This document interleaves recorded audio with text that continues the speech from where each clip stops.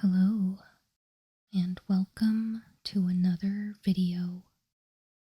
Today, I'm very excited to share with you a walk around of this power cube.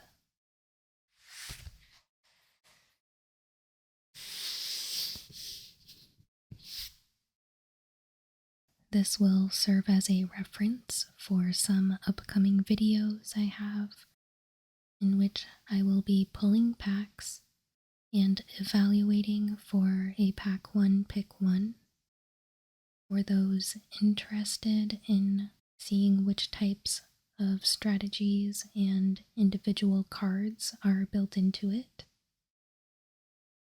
As always, you can leave questions for me on this video and I'd be happy to answer.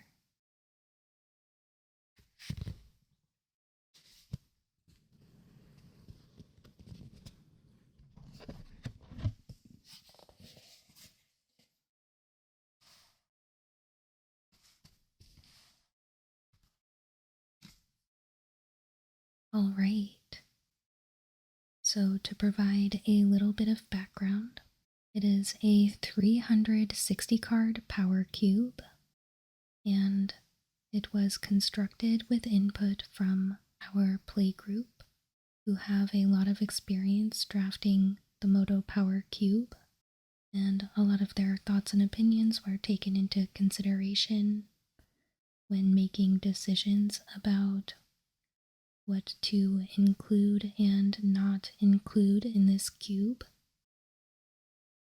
This cube was designed to be interactive games, might not run much more than 4 to 6 turns, but should be pretty fun to be able to quickly chain through some games. We didn't want so much of the turn 1 win type strategies if we could avoid it, and not too much drawn out slow games, but yeah, so most of the strategies are designed to be able to ramp up and then end fairly quickly. So today I will be going through the major strategies that are built into this cube and showing some of the significant cards that go into those themes. So that'll just be a segment of the cards that I'll show today. For example, I won't be walking through cards that fall into multiple categories or have a home in most types of decks, because those cards are very broad, and also I won't be going through every single card for each type of deck, just important cards that let you know you're in that deck or that are significant for any other reason. But a complete list of the cards that are in this cube is available over on Cube Cobra, and I will link to that page from the description of this video if you would like to have a look at that and see all of the cards here.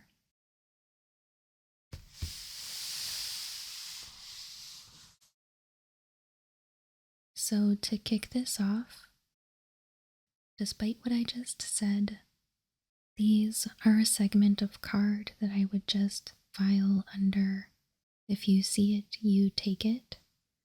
These are the obvious first picks in a pack, and if you're past them, you're still probably taking them over almost anything else in the pack unless there's a really compelling reason.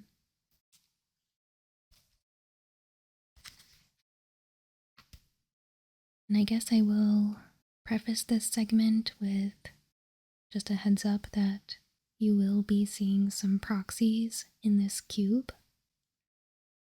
And all I really have to say about that is every card that is represented in this cube is part of our collection, but for a few reasons, proxies are being used, partly for safety and security of cards that would be absolutely heartbreaking to accidentally misplace, and to prevent further wear on cards that are already very old.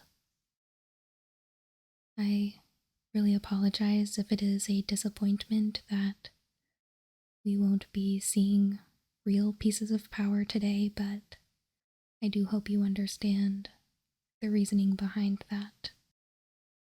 But anyway, all of that aside,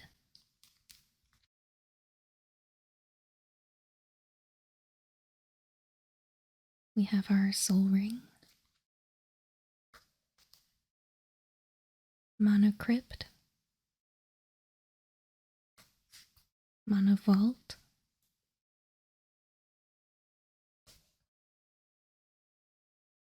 we have Library of Alexandria,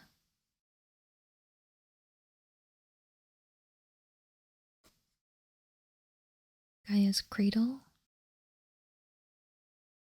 fits into pretty much any creature deck, Tolarian Academy, of course good for any artifact deck, Ancestral Recall. This one is Time Walk. This one is Time Twister. We have our Black Lotus,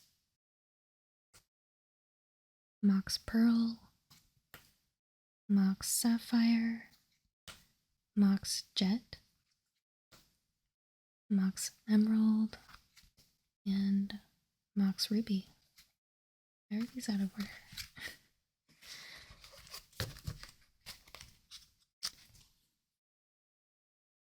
Alright.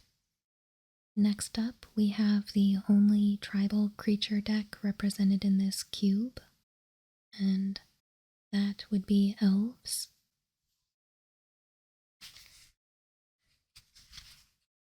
So there are more elves than this in the cube, but these are just some of the more significant ones that you would want to make sure that you pick up. Slate of Ancestry is actually a pretty key component to this deck to be able to get a lot of card draw advantage out of your elves.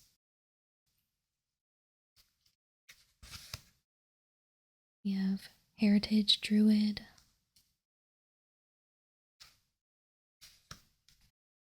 Priest of Titania. Both will help you get ahead on your mana.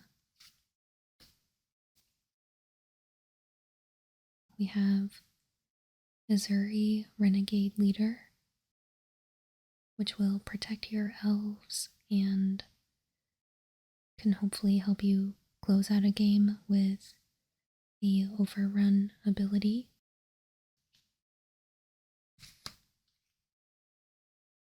We have Wirewood Herald, Kyrian Ranger,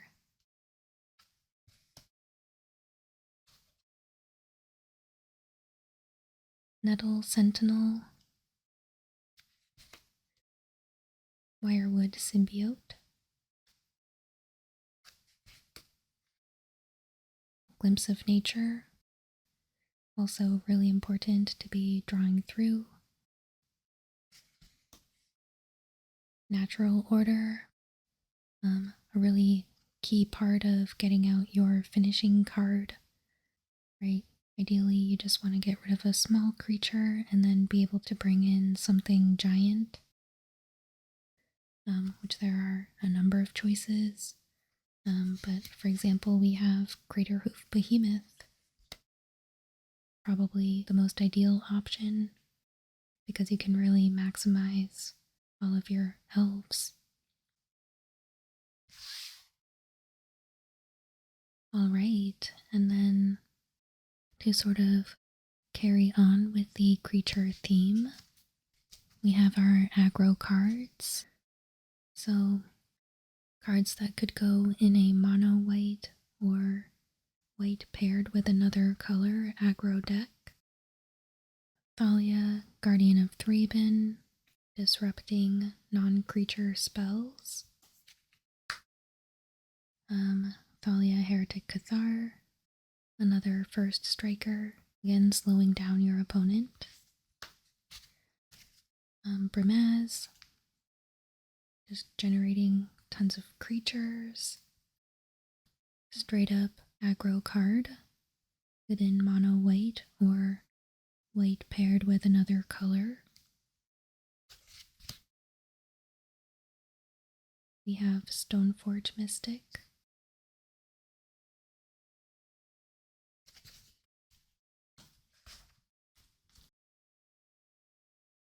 And Relic Seeker, both of which can go find equipment for your creatures. For example, one of the swords or Umezawa's Jite. We have Mother of Runes to provide some protection. And Honor the Pure, best in a mono white deck. If we were to stretch into blue, we have True Name Nemesis, Geist of Saint Traft, and then either mono red or red white cards. We have Goblin Guide, we have Monastery Swift Spear, we have Ragavan, we have Soulscar Mage. Lelia gives us access to extra cards from the top of our library. And then Reckless Bushwhacker. Alright, so that was for our creature-based aggro. Some other red cards that we would want to consider if you're looking at a burn strategy. We have Eidolon of the Great Revel, which hurts everyone, but hopefully paired with your burn spells will cut your opponent down faster than yourself. We have Price of Progress to punish non-basic lands. Fire Blast.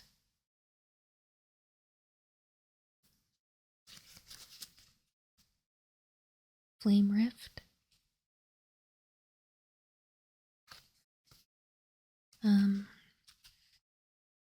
If we're in Boros Burn, we have access to Boros Charm, which can be pretty versatile. And then our Lightning Helix. And of course there are quite a few more burn spells available in the cube, but those might also be something you could play in other decks that include red.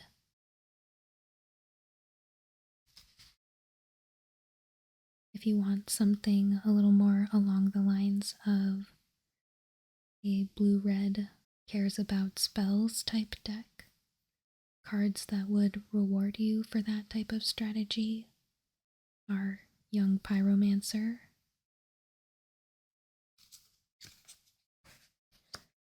Fevered Visions, we have a Sprite Dragon,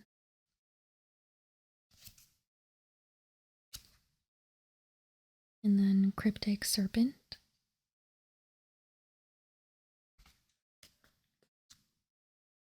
For your spell-based combo that wants to be able to cheat large creatures into play, we have Nihiri the Harbinger, mostly looking at the ultimate here.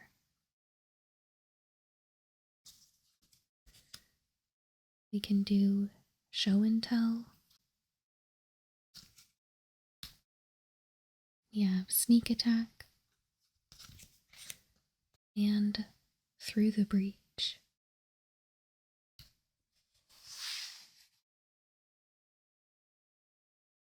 Along the lines of a spell-based combo deck, we do have access to some storm, and this can come in the form of blue-red or Temur, or even Dimir / Grixis.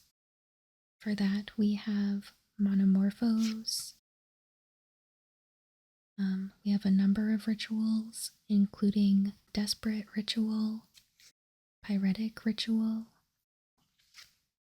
and Seething Song, among others. Your payoffs for Storm include Tendrils of Agony and Mind's Desire.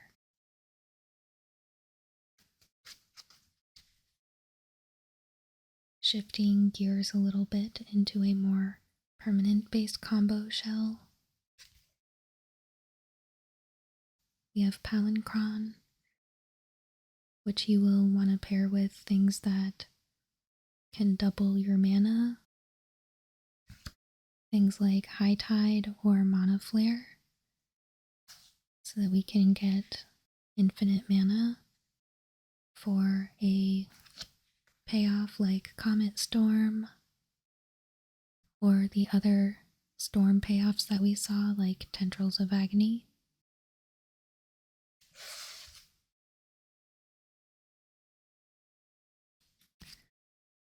Some other decks to look into for the permanent-based combo strategy include Dream Halls, which you can pair with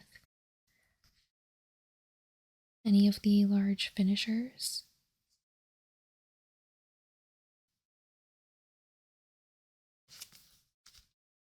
We also have Oath of Druids, which can be powered up by Forbidden Orchard. And hopefully you will be finding things like Progenitus. Look for Dragon Lord Atarka, which is just a massive flyer that does a ton of damage. We have Tidespout Tyrant. And yeah, plus things like the Crater Hoof Behemoth, World Spine Worm, things like that. Next up, cards that would be important for you to look out for in a control deck. There are, of course, a bunch of counter spells and bounce spells, things like that, but what you can also find: Ashiok Nightmare Weaver to help strip away your opponent's resources.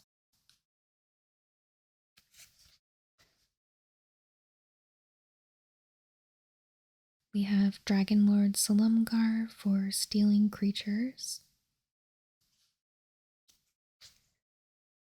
Elspeth Sun's Champion, mostly for that -3 ability. We have Balance and Wrath of God. Oh yeah, and Moat.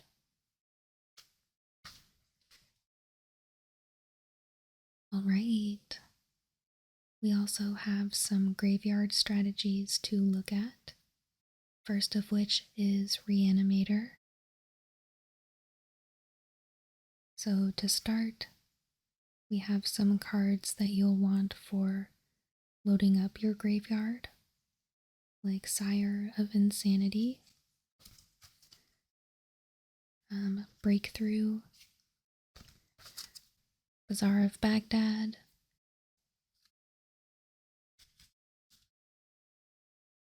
and Entomb. And then for getting creatures back out of the graveyard. There are a bunch of these spells, but some of them that I'll show you include Reanimate,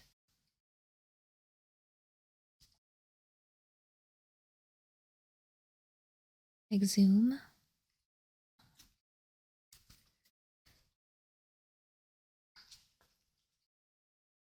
and then Shallow Grave. This one's important for being able to cast in response to cards with graveyard triggers like Progenitus or Emrakul, Blightsteel Colossus, World Spineworm, stuff like that.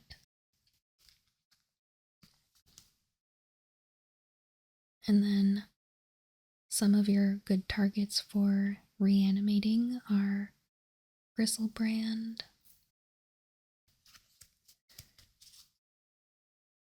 Elish Norn, Iona, Shield of Emeria, and Ashen Rider.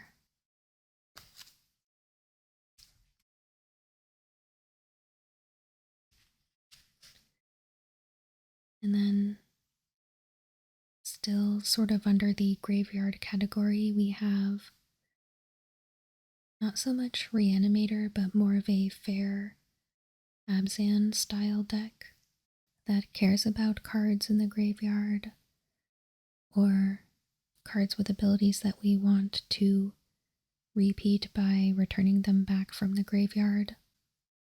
That could include things like Tarmogoyf. We've got a Grimflayer,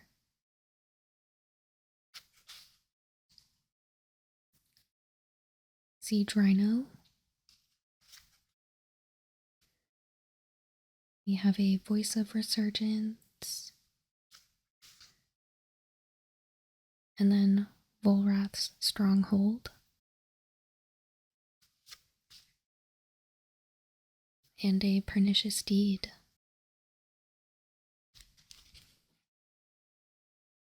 And then we have a number of things going on with a couple artifact combo type decks.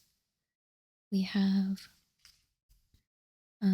Tinker that we could pair with Time Vault and Voltaic Key, or Tinker straight into Blightsteel Colossus.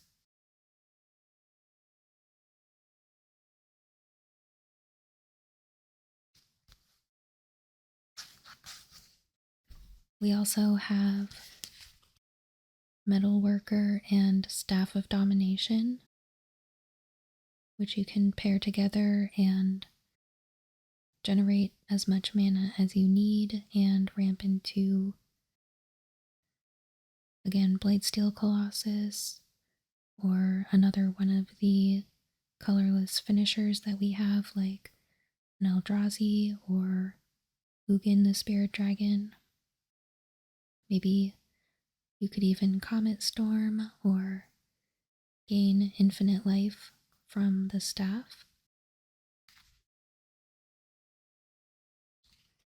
And then we have sort of your classic big mana artifacts. So things like your Thran Dynamo, Grim Monolith, and Hedron Archive, as well as other stuff like we showed in the beginning, like your Monocrypt, the Moxes, Soul Ring, things like that. The idea is you want to build up huge chunks of mana and finish out with things like we were talking about before, like Wormcoil Engine, Emrakul. We have Ulamog and Ugin.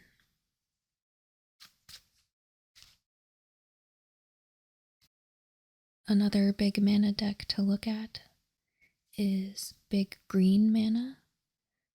So things like Gaia's Cradle would be excellent to pick up if you can, as well as Nykthos. We've got Guruk Wildspeaker because he can untap lands for you. We also have Primeval Titan, and then what you're hopefully ramping up into is stuff like World Spineworm, or maybe one of the other top end that we have covered.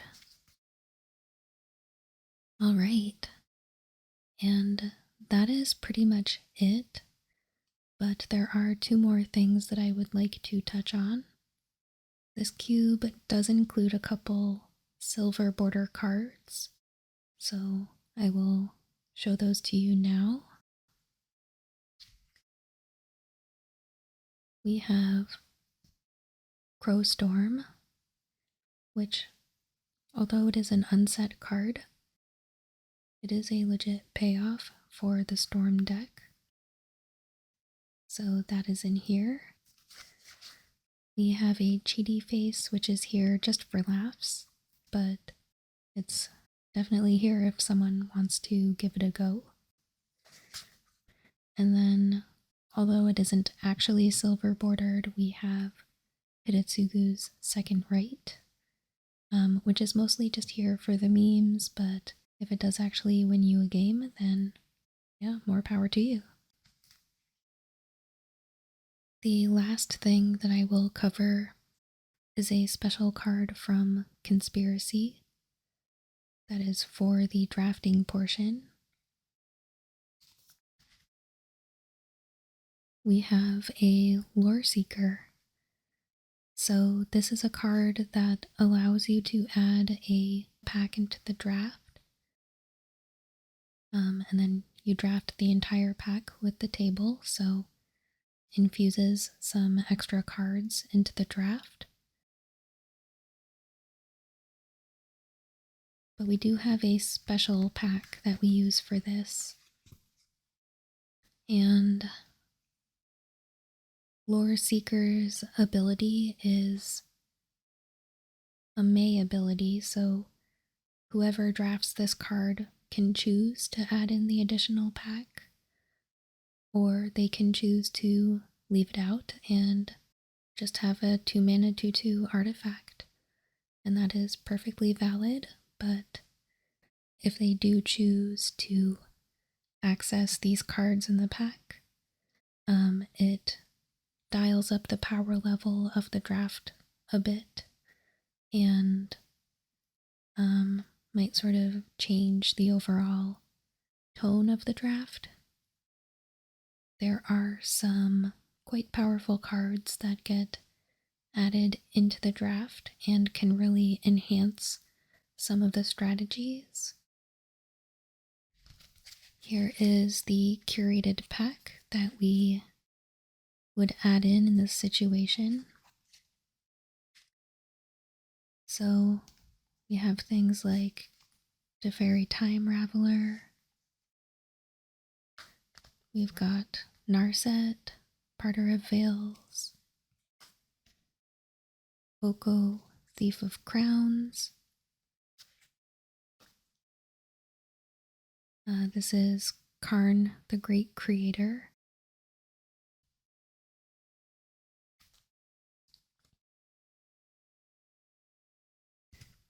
We have Bolas's Citadel and Emery, Lurker of the Lock.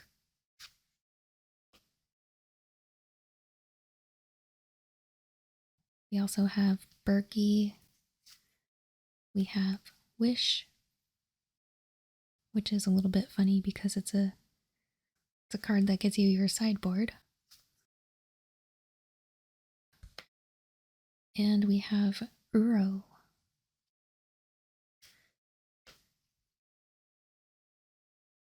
Some cards that enable decks that are a bit repetitive are Thassa's Oracle. We have Underworld Breach, Finale of Promise. And then some cards are ones that were just taken out of the cube, but we didn't want to rotate them completely away from the cube, if that makes sense. Like, we still wanted to be able to play them, but not have them in the cube all of the time. So that's Karn Liberated, Hull Breacher, and Golos. Alright, and that is it. Of course, there are many more cards in the cube that we didn't go through today. That entire list is linked down in this video's description if you would like to take a look. I hope you found this helpful for getting acquainted with this cube, and can maybe inform some of those decisions on Pack 1 Pick 1s that I start posting on this channel. So be on the lookout for those videos. Let me know if you have any questions or if there is anything that I could clarify about this cube for you. Thank you so much for sticking with me throughout this entire video. I know it is a bit long, but I hope you enjoyed your time here today. And as always, thank you so much for watching. I hope you have a wonderful day.